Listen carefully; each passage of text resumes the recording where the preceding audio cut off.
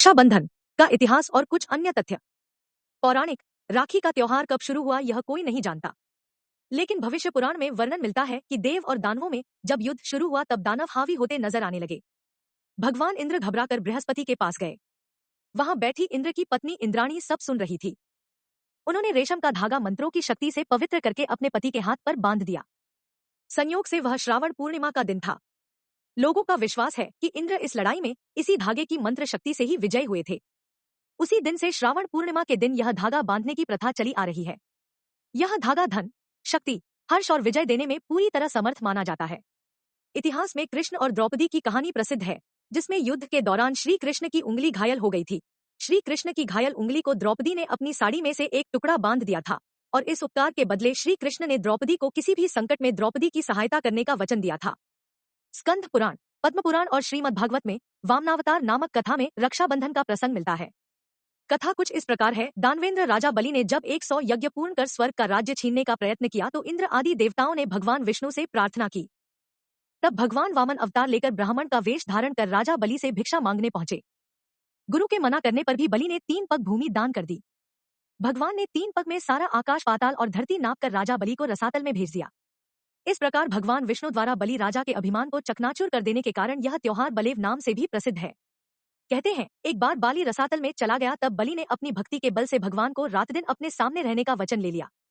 भगवान के घर न लौटने से परेशान लक्ष्मी जी को नारद जी ने एक उपाय बताया। उस उपाय का पालन करते हुए लक्ष्मी जी ने राजा बलि के पास जाकर उसे रक्षाबंधन बांधकर अपना भाई बनाया और अपने पति भगवान बलि को अपने साथ ले आईं। उस दिन श्रावण मास की पूर्णिमा तिथि थी।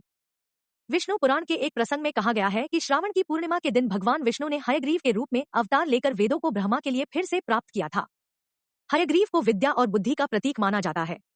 ऐतिहासिक राजपूत जब लड़ाई पर जाते थे तब महिलाएं उनको माथे पर कुमकुम तिलक लगाने के साथ साथ हाथ में रेशमी धागा भी बांधती थी, इस विश्वास के साथ कि यह धागा उन्हें विजयश्री के साथ वापस ले आएगा। राखी के साथ एक और प्रसिद्ध कहानी जुड़ी हुई है। कहते हैं मेवाड़ की रानी कर्मावती को बहादुर शाह द्वारा मेवाड़ पर हमला करने की पूर्व सूचना मिली। रानी लड़े में असमर्थ थी, उसने मुगल बादशाह हुमायूं को राखी भेजकर रक्षा की याचना की। हुमायूं ने मुसलमान होते हुए भी राखी की लाज रखी और मेवाड़ पहुंचकर बहादुर शाह के विरुद्ध मेवाड़ की ओर से लड़ते हुए कर्मावती व उसके राज्य की रक्षा की।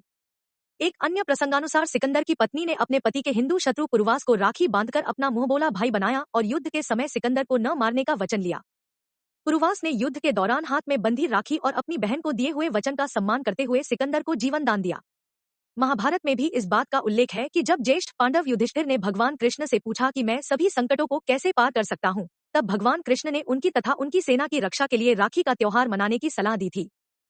उनका कहना था कि राखी के इस रेशमी धागे में वह शक्ति है जिससे आप हर आपत्ति से मुक्ति पा सकते हैं। इस समय द्रौपदी द्वारा कृष्ण को तथा कुंती द्वारा अभिमन्यु को राखी बांधने के कई उल्लेख मिलते हैं। महाभारत में ही रक्षाबंधन से संबंधित कृष्ण और द्रौपदी का एक और वृत्तांत भी मिलता है।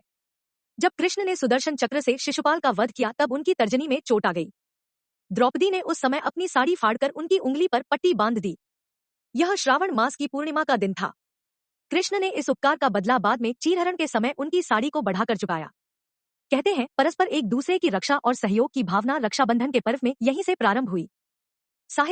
अनेक साहित्यिक ग्रंथ ऐसे हैं जिनमें रक्षाबंधन के पर्व का विस्तृत वर्णन मिलता है। इनमें सबसे अधिक महत्वपूर्ण है हरिकृष्ण प्रेमी का ऐतिहासिक नाटक रक्षाबंधन, जिसका 1991 में 18वां संस्करण प्रकाशित हो चुका है। मराठी में शिंदे साम्राज्य के विषय में लिखते हुए रामराव सुभानराव बर्गे ने भी एक नाटक की रचना की जिसका शीर्षक है राखी उर्फ रक्षाबंधन। 50 और 60 के दशक में रक्षाबंधन हिंदी फिल्मों का लोकप्रिय विषय बना रहा। न सिर्फ राखी नाम से बल्कि रक्षाबंधन नाम से भी कई फिल्में बनाई गईं। राखी नाम से 2 बार फिल्म बनी, एक बार सन 1949 में, दूसरी बार सन 1962 में। सन 62 में आई फिल्म को ए. भीम सिंह ने बनाया था। कलाकार थे अशोक कुमार, वहीदा रहमान, प्रदीप कुमार और अमिता। इस फिल्म में राजेंद्र कृष्ण ने शीर्षक गीत लिखा था राखी धागों का त्योहार। सन 1972 में एस. सागर ने फिल्म बनाई थी राखी और हथकड़ी, इसमें आर. बर्मन का संगीत था। सन 1976 में राधाकांत शर्मा ने फिल्म बनाई राखी और राइफल। दारा सिंह के अभिनय वाली यह एक मसाला फिल्म थी। इसी तरह से सन 1976 में ही शांतिलाल सोनी ने सचिन और सारिका को लेकर एक फिल्म रक्षाबंधन नाम की भी बनाई थी।